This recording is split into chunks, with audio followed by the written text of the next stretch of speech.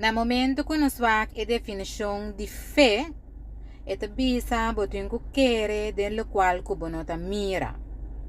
Pero nos como gente, nos sistema, nos mente, no te crea pa querer 100% de algo que nos nota mira.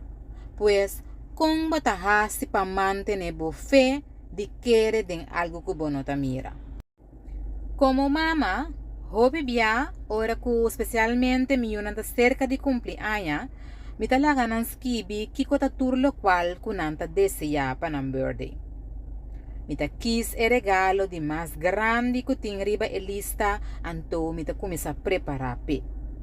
Pero eu não sa que tal regalo eta cerca de hanha, pues desprota que hancha eta angela su regalo, mientras a mí den tranquilidad sa que e regalo e te acaba.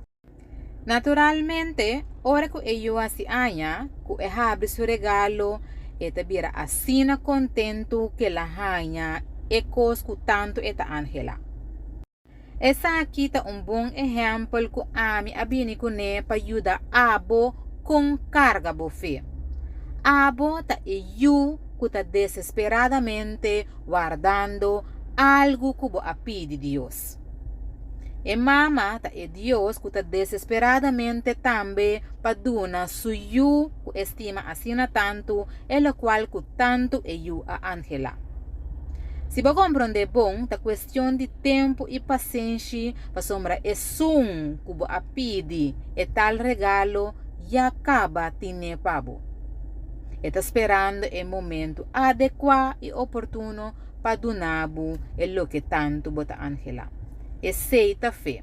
Você confia que já acaba e sum que está estimado timbo regalo acaba of el qual que tanto você angela, que tanto você pedir acaba preparar pabo.